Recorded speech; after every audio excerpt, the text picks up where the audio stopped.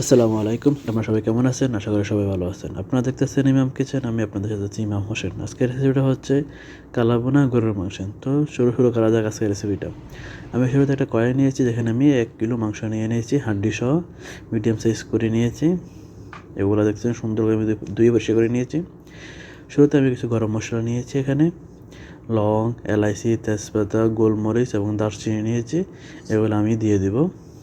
এর সাথে আমি আরও নিয়েছি পেঁয়াজ কুচি। এখানে আমি মিডিয়াম সাইজের 4টে পেঁয়াজ কুচি নিয়েছি এবং সাথে 2টা আস্ত রসুন নিয়েছি।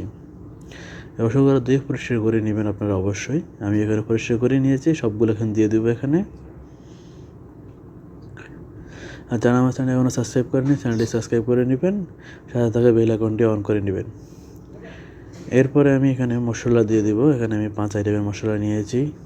আপনারা দেখতে পাচ্ছেন, আপনাদের মন মতো মশলা নিতে পারেন, সমস্যা নাই।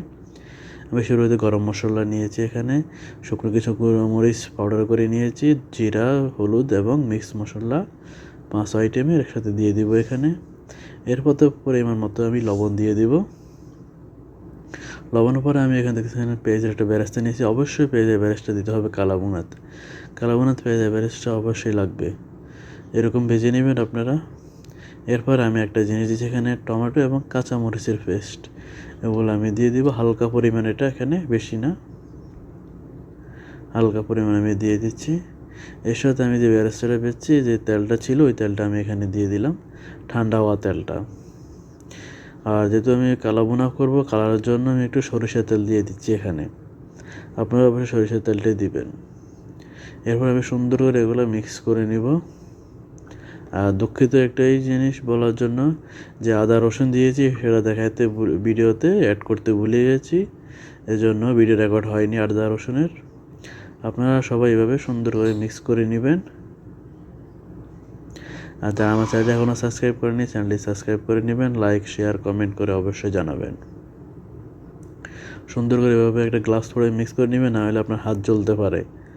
সুন্দর করে ভালো করে মিক্স করে আমি এটাকে রেখে দিব 20 মিনিটের জন্য।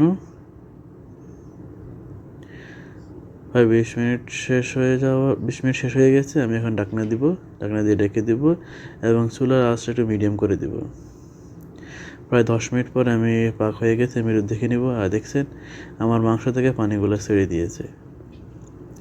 10 মিনিট আপনারা যেরকম হাই ভলিউমে, মানে অনেক আগুন তেজ দিয়ে এগুলো রাখবেন, তাহলে মাংসের পানিগুলো ছেড়ে দিবে। আমি একটু নিচ থেকে লেড়ে দিব।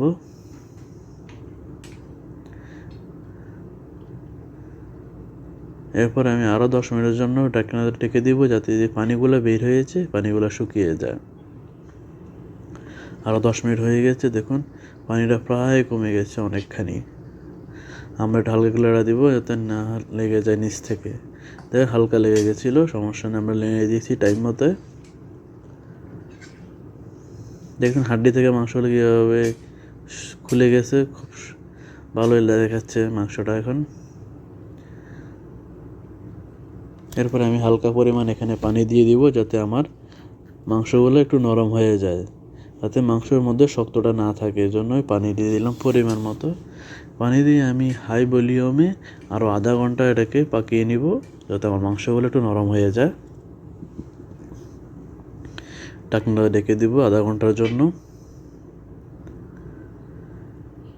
প্রায় আধা ঘন্টা শেষ, দেখুন আধা ঘন্টার সাথে কীভাবে জোরে জোরে বয়েল হইতে আছে মাংসতে। চুলার আঁচটা একটু কমিয়ে দিব এবং একটু লাড়াতে থাকবো, যাতে আস্তে করে বাকি পানিগুলো শুকিয়ে যায়।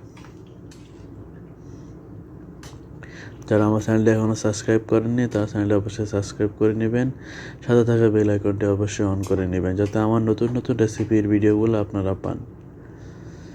যেহেতু আমি কালাভুনা তৈরি করছি, এজন্য আমি এখানে একটা মশলা নিয়েছি। এখানে আছে পেঁয়াজের বেরেস্তা, জিরার গুঁড়া এবং গোলমরিচের গুঁড়া। এখানে এই 3টা আইটেম মিক্স করে নিয়েছি একটু কালারের জন্য, কালাভুনার। আস্তে আস্তে করে সবগুলো একটু মিক্স করে নিব। আর এই পর্যায়ে এসে আমি চুলার আঁচটা একটু কমিয়ে এটাকে লাড়তে থাকবো, না লাড়লে একটু গলে যাবে, নিচ থেকে লেগে যেতে পারে মাংসটা। এই জন্য আমি এটা লাড়তে থাকবো এবং মাংসের যে ঝোলটা আছে, গ্রেভি, এটা একটু কমাবো। এভাবে লাড়তে থাকবেন। আমার মাংসটা প্রায় রান্না শেষ হয়ে গেছে। আমাদের কালা ভুনা রেডি। লাইটের কারণে আমাদের কালা ভুনাটা একটু জকজক করতেছে, এই জন্য দেখুন এখানে আমরা নিয়ে এসেছি আমাদের প্লেটে কালা ভুনা। মাশাআল্লাহ দেখতে অনেক সুন্দর দেখাচ্ছে। সবাইকে ধন্যবাদ ভিডিও দেখার জন্য। নেক্সট ভিডিও দেখার জন্য আমন্ত্রণ রইল। আসসালামু আলাইকুম।